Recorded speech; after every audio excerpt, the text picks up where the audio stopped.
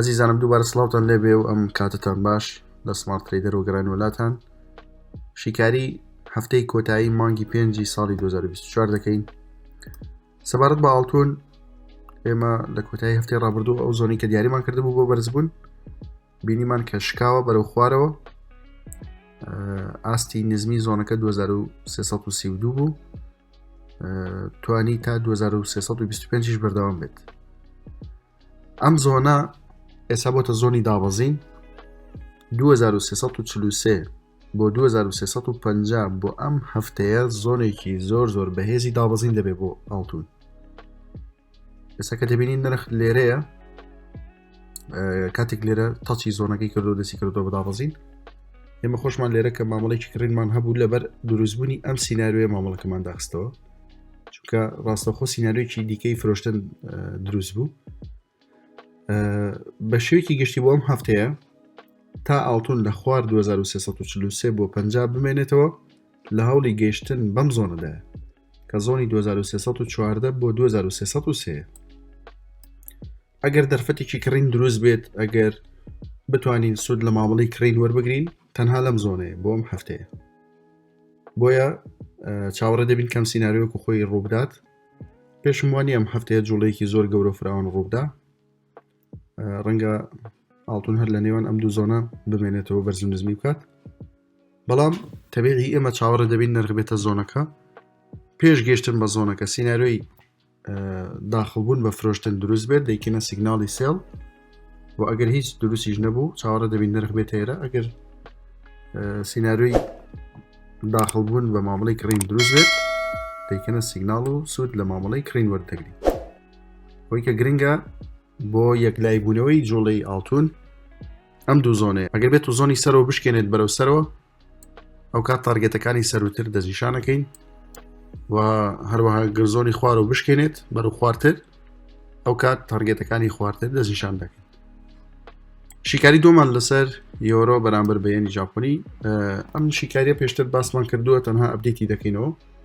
ئێمە ئەم زۆنەمان دیاری کردبوو 164.8 بۆ 161.40، وتمان تا لەسەر ئەم زۆنە بێت دەتوانێت بچێتە تارگێتی 174. ئەم سیناریۆ وەک خۆی ئێستا بەردەوامە. لێرە کەم ئەم دابەزینە بەرفراوانشی دەست پێ کرد، هەر لە منتیقەی زۆنەکەمایەوە تا نرخ دەگاتە ئەم تارگێتە. هەر دەرفەتێکی کڕین دروست بێت دەتوانین سوودی لێوە بگرین، بەڵام لە دوای گەیشتنی ئاستی 174.63 ئێمە دەتوانین تەرکیز بخەینە سەر دۆزینەوەی دەرفەتەکانی مامەڵەی فرۆشتن. پێم وایە ئالێرەوە زۆنێک دروست دەبێت، نازانین جارە مەودای زۆنەکە چەندەیە، چونکە ئەم نرخی کە ئێستا تێدایە ماوەیەکی زۆرە بەجێی هێشتووە. ڕەنگە لێرە زۆنێکی دابەزین دروست بێت، سیناریۆیەکی بەهێزی دابەزین دروست بێت، بتوانێت زیاتر لە 300 خاڵ 300 بۆ 400 خاڵ ڕیتستی پێ بکاتەوە بەرەو خوارەوە بە شێوەیەکی زۆر خێرە. بۆیە ئێمە لە دوای گەشتن بەم ناوچەیە دەتوانین سود لە دەرفەتی مامەڵەی فرۆشتن وەربگرین تا نرخ دەچێتە ئەو ناوچەیە زیاتر باشتر وایە کە تەرکیزمان لەسەر دۆزینەوەی دەرفەتەکانی مامەڵەی کڕین بێت.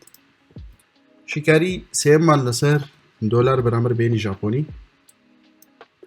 تقریبا سیناریۆ ئەمی ژۆک و یۆرۆیەن وایە، بەڵام ئاستێکی بەرگری لە پێشێتی کە 158.67. ئێمە ناڵین ئەمە زۆنی دابەزینە، چونکە ئەم سیناریۆی کە لێرە چالاک بوو تەنها بۆ یەک چار ئەم زەختە گەوری دروست کرد. ڕەنگە بۆ جاری دووەم کە نرخ وان نزیک دەبێتەوە لی بیشکێنێت بەرەو سەرەوە. لە دوای شکاندنی ئەم منتیقەیە با بڵین 160 ڕێک بکەینە ئاخر حەد، کاندڵێکی یەک ڕۆژی لەسەر و ئێوە داخرێتەوە. ڕاستەخۆ ئەم زۆنە دەبێتە زۆنی پاڵپشتی بۆ بەرزبوونەوەی زیاتر،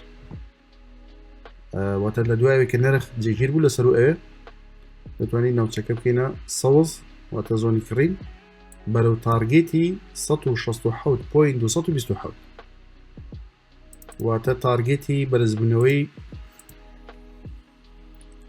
USDJPY ئەم ئاستەیە 167.227.